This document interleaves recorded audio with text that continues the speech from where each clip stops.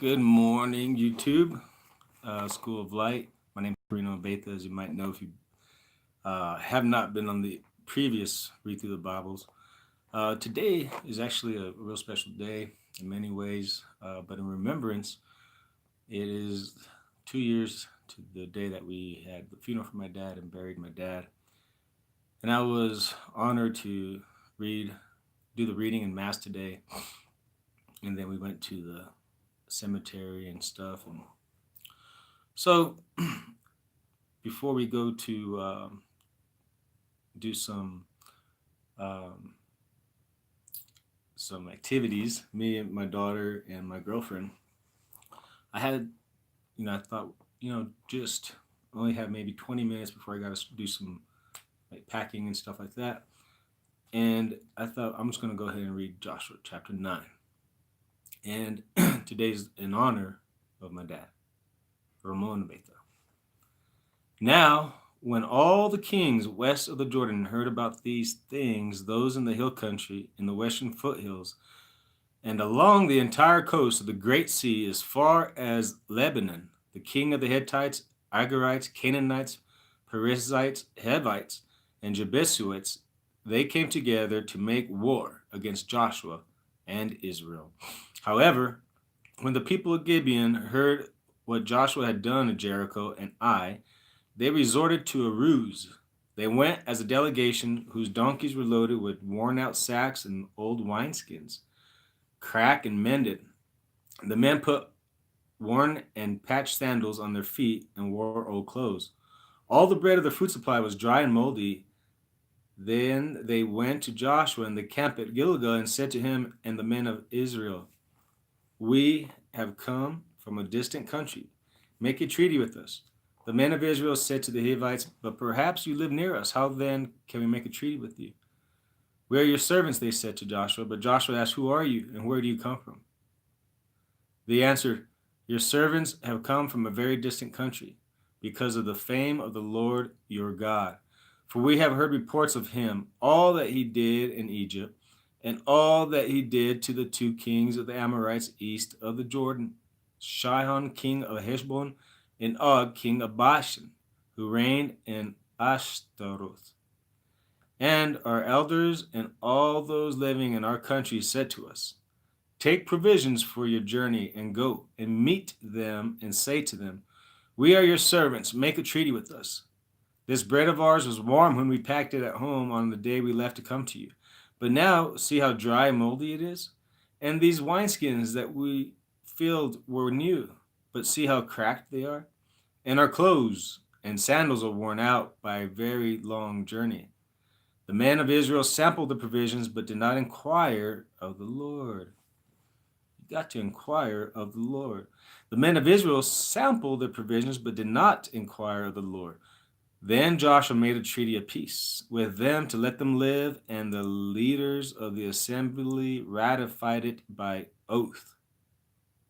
3 days after they made the treaty with the Gibeonites, the Israelites heard that they were neighbors living near them. So the Israelites set out, and on the third day came to their cities, Gibeon, Kephirah, Beeroth, and Kiriath Jearim. But the Israelites did not attack them, because the leaders of the assembly had sworn an oath to them by the Lord, the God of Israel. The whole assembly grumbled against the leaders, but all the leaders answered, "We have given them our oath by the Lord, the God of Israel, that we cannot touch them, and we cannot touch them now. This is what we will do to them. We will let them live so that the wrath will not fall on us for breaking the oath we swore to them." They continued, "Let them live, but let them be woodcutters and water carriers for the entire community." So the leaders' promise to them was kept. Then Joshua summoned the Gibeonites and said, "Why do you deceive us by saying we live a long way from you, while actually you live near us? You are now under a curse. You will never cease to serve as woodcutters and water carriers for the house of my God." They answered Joshua, "Your servants were clearly told how the Lord your God had commanded his servant Moses to give you the whole land and to wipe out all its inhabitants from before you. So we feared for our lives because of you, and that is why we did this. We are now in your hands.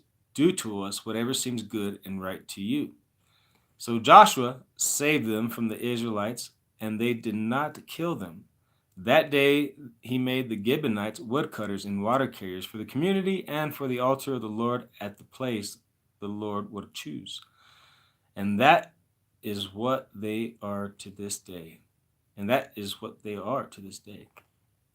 The part that really got me is where he says, we are giving them an oath by the Lord of God, we cannot touch them now. This is what we will do. We will let them live so that the wrath will not fall on us. Of course, you want to promise and break it and have the consequence face God.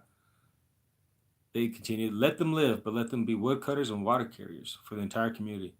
Woodcutters and water carriers. That's what I've been doing.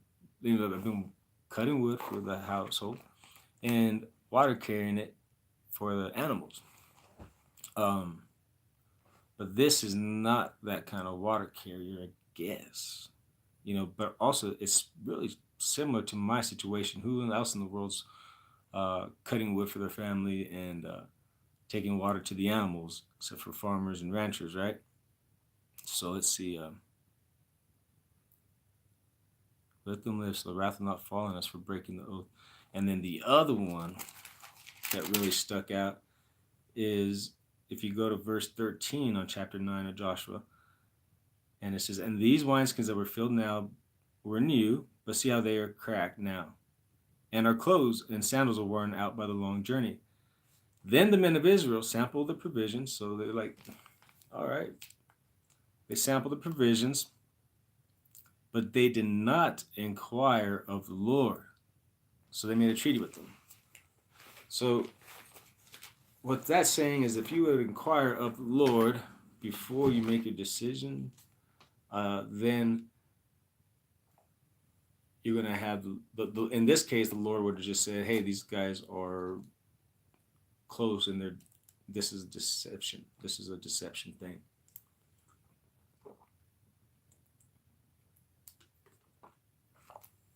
So that was a short but powerful chapter. Short and powerful, especially the part where it says, they sampled the provisions, but because they did not inquire of the Lord, they made a treaty with these people.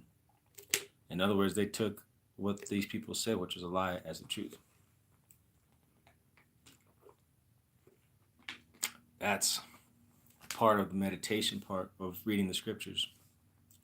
Last time I went through 4 chapters. The chapters before this, I think I went from chapter 3 or 4 to 8. So like 3 chapters at least. And it was kind of hard to meditate on because I was trying to. So maybe just like food, a chapter in the morning, a chapter at noon, and a chapter in the evening where you can give yourself a little bit of time after each one to digest it. I don't know. Or write it down. Write down the things that stick out to you out of 3 chapters so you're focused on those things. So anyhow, it's time I go and, just hope I did a good service and honor to my dad in this YouTube video and in everything else I do into the service today at the church and everything this moment going forward.